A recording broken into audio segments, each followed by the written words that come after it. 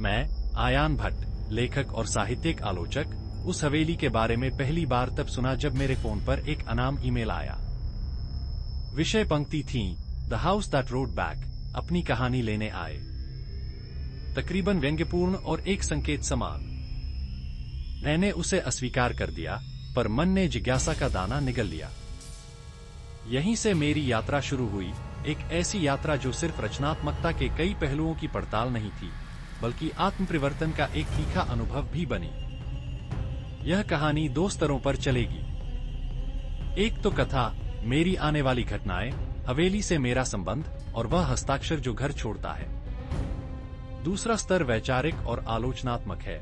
मैं हर उस घटना पर रगड़कर साहित्यिक अर्थ निकालेगा जो हवेली के और मेरे बीच के संवाद से उपजता है, कैसे एक भूताघर लेखक के रचनात्मक प्रक्रिया का, प्रेरणा का और अंततः आत्मखोज का रूपक बनता है।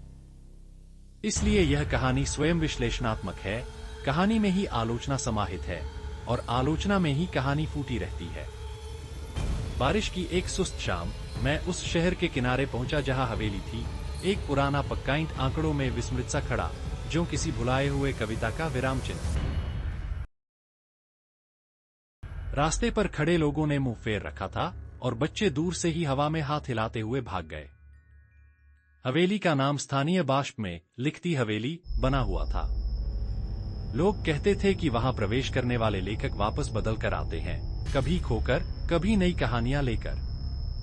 यहां प्रवेश मेरी निजी जिज्ञासा का समन्वय भी था। मैं पिछली 5 वर्षों से शून्य निबंध और उपन्यास की अवस्था से जूझ रहा था। शब्दों की सूखी नदी मेरी उंगलियों से खो चुकी थी। मैं चाहता था समझना कि क्या कोई स्थान, वह स्थान जो हम पवित्र समझते हैं, किसी लेखक की रचना शक्ति पर असर डाल सकता है। वैज्ञानिकों की तरह मैं प्रमाण नहीं ढूंढ रहा था, समकालीन आलोचक की तरह मैं अर्थ खोज रहा था। पर लेखक अंदर ही लेखक है और लेखक का भाग्य उसकी संवेदनशीलता है। हवेली इसलिए आकर्षित कर रही थी क्योंकि वह किसी जादुई दर्पण की तरह प्रतीत होती थी, जो केवल बाहर की वास्तविकता ही दिखाती नहीं, बल्कि भीतर की परछाइयों को भी शब्द देती है। हवेली के दरवाजे पर पहुंचा तो कड़ी पर प्राचीन सी घंटी थी, दबाई और एक कमजोर सी आवाज गूंजी, जैसे कोई कागज फड़क रहा हो। दरवाजा भीतर से खुला मिला। पहले पंखे की लकीर जैसी टिमटिमाती धूल के कण, फिर दीवारों पर लटकती तस्वीरों की कटोरियां, हर फ्रेम में किसी न किसी शख्स का चेहरा, जो एक एक कर मेरे सामने यादों की तरह दिखाई दे रहे थे। पर आश्चर्यजनक बात यह थी कि हवेली के अंदर सब कुछ लिखा हुआ था। दीवारों पर सूक्ष्म लिपि में वाक्य, खिड़कियों के कांच पर उल्टी सी चमक के साथ शब्द, यहां तक कि छत की लकड़ी में भी अक्षर उभर रहे थे। मैं समझ सकता था कि यह हवेली नाम क्यों पाई, यह लिख रही थी। पर किसके लिए और किस भाषा में? अधबंदी लौ की तरह कमरे में टिमटिमा रही थी जब मैंने पहला पन्ना देखा। टेबल पर एक नोटबुक खुली पड़ी थी और उस पर सुलेख में लिखा था, तुम्हें देखकर मैं लिख पा रही हूं। यह वाक्य न तो किसी आंकड़े जैसा था, न किसी मशीन ने लिखा था। इसमें मानवीय टेम्पलेट की गर्मी थी और साथ ही एक अतिक्रमण सा। मैं वहीं बैठ गया। मेरी ही तरह मेरे शब्द भी, हवेली के शब्द भी, बंद कोष्ठक से बाहर आने की कोशिश कर रहे थे। लेखन की प्रक्रिया पर विचार करते हुए यहाँ पहली साहित्यिक छवि उभरती है।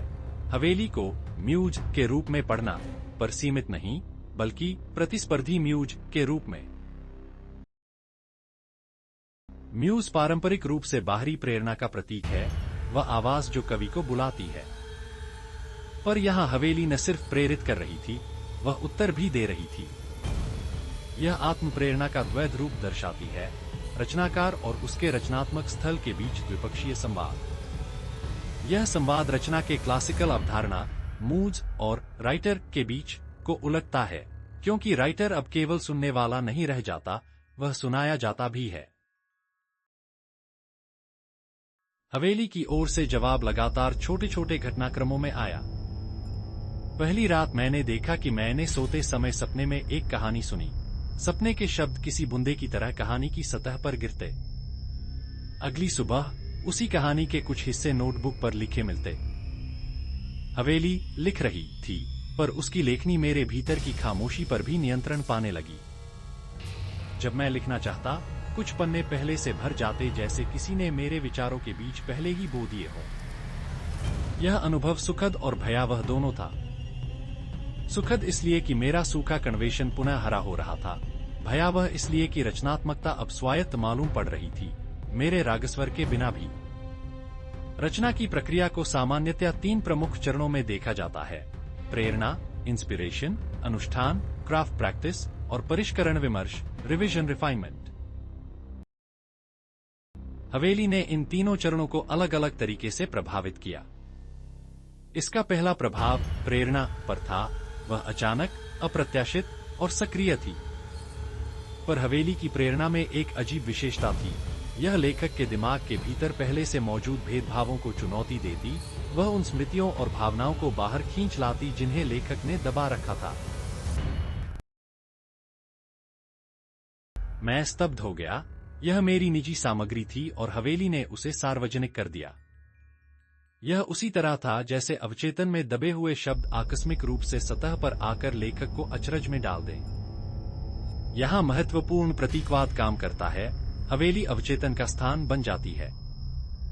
मनोविश्लेषण में अवचेतन वह जगह है जहां डर, वर्जनाएं, प्रायः वह सामग्री रहती है जिसे चेतन मन से दबाया जाता है। लेखक के लिए अवचेतन ही वह स्रोत है जहां असली सामग्री, प्रेरणा उत्पन्न होती है। हवेली ने लेखक को मजबूर कर दिया कि वह अवचेतन के द्वार खोल कर देखे, पर इस बार द्वार उसके नियंत्रण में नहीं था। इसलिए हवेली सुपरनैचुरल इन्फ्लुएंस की तरह कार्य करती है, न केवल प्रेरणा देता है, बल्कि लेखक की आत्मसेवा और आत्मरक्षा के उन हिस्सों से टकरवाता है जिन्हें वह टालता आया है। दूसरा प्रभाव था अनुष्ठान या कारीगरी पर। जब मैं लेखन के तकनीकी पहलुओं में जाने लगा, संरचना, भाषा, छंद, हवेली ने एक और चाल चली। उसकी दीवारों पर बने अक्षर अचानक से वाक्यों में ढलने लगे और उन वाक्यों में विचारों का कांच चकाचौंध से टूटता हुआ प्रकट हुआ। हवेली मानो यह कहना चाहती हो, तुम्हारी तकनीक मात्र है, पर अर्थ वही है जो तुमने मन से छेड़ा। या कहें कि हवेली लेखक को उसकी कमजोरियों की परीक्षा में डाल रही थी। क्या वह सुनने के लिए तैयार है? क्या वह बदलाव स्वीकार करेगा? इस परीक्षा में कई बार मैं अपने पुराने होशियार नुस्खों, जैसे कि ज्यादा बड़ा विचार दिखाना या अस्थायी दिखावों, से उभरता हुआ पाया। हवेली ने उन नुस्खों को धीरे धीरे मिटाया, पुनः शिक्षित किया कि लेखन आत्मकथ्य, ईमानदारी और सुनने की कला पर टिका होता है, न कि सिर्फ शब्दों के जादू पर। तीसरा, परिष्करण और विमर्श की प्रक्रिया में हवेली सबसे रहस्यमय रूप से शामिल हुई। मैंने देखा कि जब मैंने कोई रेखा लिखी तो कुछ समय पश्चात दीवारों पर वही रेखा बदलकर प्रकट होती। वहां कुछ शब्द जोड़ दिए जाते, कुछ हटाए जाते। यह संशोधन का वास्तविक अर्थ पैदा करता है कि पाठ्य केवल लेखक का नहीं, उसका परिवेश भी बनाता है। हवेली का यह संशोधन बताता है कि रचना की परिशुद्धता किसी निरपेक्ष स्वरूप में नहीं आती, वह सामाजिक, ऐतिहासिक और पर्यावरणीय अंतःप्रभावों से बनती है। हवेली ने मुझे सिखाया कि लेखन अकेले स्पेस में नहीं बनता, उसे सुनना पड़ता है, कभी खुद की आवाज, कभी अन्य जीवनों की आवाज जो घर के भीतर रहती है। अलौकिक शब्द का अर्थ आमतौर पर अज्ञात, अटपटा और भय उत्पन्न करने वाला होता है। पर यहां हवेली का अलौकिक प्रभाव वैसा भयानक नहीं था, बल्कि वह परतदार और दार्शनिक था। हवेली उस सीमा पर खड़ी थी जहां वास्तविक और प्रतीकात्मक मिलते हैं। हर बार जब हवेली लिखती, वह मेरे भीतर एक प्रश्न रख देती, क्या यह मेरी आत्म इच्छा है या बाहरी बलों की आवाज? इसका उत्तर सहज नहीं था। वास्तविक लेखकत्व में प्रेरणा और स्वर का प्रश्न हमेशा जटिल होता है। क्या लेखक की आवाज शुद्ध रूप से उसकी है, या वह भाषा, सांस्कृतिक शिखर, परंपरा और समुदाय की संचारी गूंज है? हवेली ने मुझे इसी एक प्रश्न के पार पहुंचाया। उसके कुछ पन्ने इतने व्यक्तिगत थे कि मैं उन्हें स्वीकार नहीं कर पाया, पर दूसरी तरफ उनके अंदर वही निहित सत्य था जो मेरे सबसे अच्छे लेखन का स्रोत रहा था। अलौकिक प्रभाव, हवेली का प्रेषण मुझे मेरी असलियत के सामने लाकर खड़ा करता था। हालांकि डर था, मैं सोचता कि कहीं मैं अपना लेखकत्व न खो दूं, कहीं मैं हवेली का मुखपत्र बनकर रह जाऊं। पर धीरे धीरे मैंने समझा कि अधिकार और स्वायत्तता का महत्व यहाँ न बदलता है, बल्कि रचनात्मक प्रक्रिया अधिक समृद्ध होती है जब लेखक बाहरी ध्वनियों को अंदर समेटकर अपने आत्मीय फिल्टर से गुजारता है। यहाँ एक और साहित्यिक अर्थ छिपा है। हवेली आदर्शभूत आर्किटाइपल गोस्ट बनकर सामने आती है। वह पुरानी कहानियों, अनकहे दुखों और सामूहिक स्मृतियों का संग्रहालय है। हर घर, विशेषकर पुराना घर, किसी समाज की पृष्ठभूमि और परंपरा का बंश होता है। हवेली में लिखी हुई पंक्तियां मेरी ही नहीं थीं, वे उन अंधेरे कोनों की वाणी थी जहां इतिहास, पहचान और सामाजिक स्मृति बैठती है। लेखन तभी असली बनता है जब वह केवल व्यक्तिगत आनंद का नहीं, बल्कि सामाजिक स्मृति का भी संवाहक बनता है। हवेली ने मुझे ये समझाया, अलौकिकता इसलिए लेखक के अकेलेपन को नहीं बढ़ाती, वह उसकी समझ को फैलाती है। एक रात मैंने दीवारों पर एक वाक्य देखा जो पहले कभी नहीं था, तुम्हारे पैरों की खामोशी भी गीत है। उस वाक्य ने मेरे अंदर की एक गूंज को छेड़ दिया। मैंने अपने जीवन की उन चुप्पियों को याद किया जिन्हें मैंने लेखन के भय से दबा दिया था। पिता की आलोचना, माँ की मौन उम्मीदें, प्यार की टूटी फिरती कस्में। हवेली ने वह सब बाहर निकाल दिया जो मैंने अपने शब्दों से कतराया था। आत्मखोज की प्रक्रिया कठिन होती है क्योंकि वह पुराने घावों को खोलती है, पर वही घाव लिखने के लिए असली सामग्री भी देते हैं। मैंने महसूस किया कि मेरी सबसे बेहतरीन रचनाएं वे थीं जिनमें मैं खुद को छुड़ाकर, खुद के दर्द को स्वीकार कर कर लिखता था, और हवेली उस स्वीकार्यता की शिक्षक बन गई थी। यहाँ हवेली की भूमिका प्रतीकात्मक और चिकित्सा दोनों रही। लेखक अक्सर सोचता है कि रचना केवल तकनीक है, कथा रेखाएं, पात्र, संवाद। पर असल लेखन वह है जहां लेखक अपने आप को खोलता है, डरता है और फिर नए सुरों से जुड़े हुए नजर आता है। हवेली ने मुझे मेरा भय दिखाया और कहा, डरो मत, यह शब्द तुम्हें काट नहीं पाएंगे, वे तुम्हें मुक्ति देंगे। उस एक वाक्य, पैरों की खामोशी भी गीत है, ने मेरे भीतर एक नई लेखन भाषा जन्म दी, जो कम तकनीकी और अधिक मानवीय थी। कहानी किसी मोड़ पर पहुंचती है जहां लेखक को वास्तविक निर्णय लेना होता है। क्या हवेली की शक्ति स्वीकार की जाए या उसे बाहर का खतरा मानकर उसका विरोध करें? मेरी स्थिति द्विविध थी। एक तरफ मेरे भीतर की रचना ने हवा पकड़ी थी, कई पन्ने स्वयं भर रहे थे। दूसरी ओर यह सब कुछ नियंत्रित करने की चाह भी जगी। तब मेरे भीतर का छाया स्वर, एक तरह का आत्म आलोचक, आखिरकार उभरा और हवेली से सीधी बातचीत करने की चुनौती दी। उस रात मैंने हवेली के सबसे बड़े हॉल में अपना संवाद रखा। वहां दीवारों पर लिखे शब्दों की लहरें मेरी तरह उठती बसती थीं। मैंने उनसे पूछा, तुम मुझसे क्या चाहती हो? दीवारों ने धीरे धीरे एक वाक्य लिखा, मैं वह हूं जो तुमसे वही मांगती हूं जो तुम स्वयं से छीनते हो, सच्चाई। यह वाक्य सादा था पर भारी था। हवेली ने नहीं मांगा कि मैं उसकी गुलाम बन जाऊं, उसने मांगा कि मैं ईमानदार बनूं। यहां समझना जरूरी है, हवेली का अलौकिक प्रभाव एक कठोर दर्पण का कार्य करता है। वह लेखक को उसकी वास्तविक स्वभाव सीमा दिखाती है। किसी कलाकार की सबसे बड़ी लड़ाई अक्सर स्वयं से होती है, और हवेली ने वह लड़ाई मेरे लिए पारदर्शी कर दी। हवेली पारंपरिक म्यूज से अलग है क्योंकि वह सिर्फ प्रेरित नहीं करती, वह संवाद करती है। यह दर्शाती है कि प्रेरणा कभी भी केवल बाहर से नहीं आती, अब वह स्वयं में भी उत्तर देती है। रचना एक द्विपक्षीय क्रिया है, लेखक प्रभावित होता है और परिवेश भी उससे प्रभावित होता है। हवेली का लेखन लेखक के अवचेतन को सामने लाता है, यानी रचना का स्रोत अक्सर वह जगह होती है जिसे लेखक स्वयं पहचान नहीं पाता।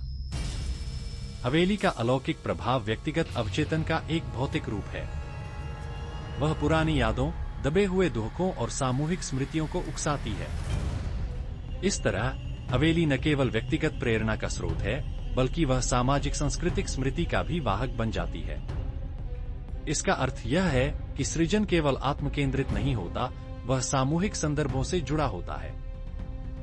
हवेली ने रचनात्मक प्रक्रिया के तकनीकी पहलुओं पर भी प्रभाव डाला, हिंदी में कहें तो उसे कारीगरी पर परखा। पर यह हस्तक्षेप हिंसक नहीं था, वह एक शिक्षक की तरह था जो लेखक को उसकी बुराइयों और कमजोरियों से लड़ना सिखाता है। परिष्करण, रिवीजन और विमर्श, डायलॉग की प्रक्रिया हवेली द्वारा दिखाई गई। यह बताता है कि लेखन का अंतिम रूप लेखक और संदर्भ का संयुक्त निर्माण है। कहानियों का सबसे सच्चा स्रोत अक्सर लेखक की अपनी निजी सत्यता होती है, और हवेली ने उसी सत्य तक पहुंचने का मार्ग दिखाया। आत्मखोज द्वारा लेखक ने न केवल बेहतर कला बनाई बल्कि स्वयं को भी मुक्त किया। यह प्रक्रिया चिकित्सीय है, लेखन आत्मविश्लेषण का माध्यम बन जाता है। हवेली का बड़ा सबक यह था कि रचनात्मकता में स्वायत्तता और बाह्य प्रेरणा का संतुलन आवश्यक है। यदि कोई लेखक पूरी तरह बाह्य स्रोतों का अनुकरण कर ले तो उसकी आवाज खो जाती है, वही यदि वह केवल अपने अंदर बैठे भय और आदतों में घिरा रहे तो उसके शब्द सूखे रहेंगे। हवेली ने मुझे यही संतुलन सिखाया। सुनो, पर फिल्टर करके सुनो, स्वीकार करो, पर अपनी समझ से स्वीकार करो। मैंने अंततः उस नोटबुक को बंद किया। हवेली अब वैसी नहीं रही, पर वह हमेशा मुझे याद रहेगी। एक पुकार, एक दर्पण और एक शिक्षक। मैं वहां से निकला, लेखक के रूप में पुनर्जन्म पाकर। हवेली ने मुझे न केवल कहानियां दी, बल्कि एक नया पढ़ने और लिखने का तरीका भी सिखाया, एक तरीका जो आत्मस्वर और सामाजिक स्मृति के बीच पुल बनाता है। यदि आप भी किसी लेखक हैं जो महसूस करता है कि शब्द खो रहे हैं, तो शायद आपको किसी हवेली की जरूरत है। वह कोई स्थान हो सकता है, कोई अनुभव हो सकता है, या वह एक संबंध भी हो सकता है जो आपकी आवाज को प्रतिबिंबित कर दे। पर हमेशा याद रखें, कोई भी बाहरी स्रोत तभी सच्चा ज्ञान दे सकता है जब आप उसे अपनाने से पहले उसे अपने भीतर से तौल लें। हवेली ने जो लिखा वह मेरे भीतर पहले से था, उसने बस हिम्मत और पहचान दे दी।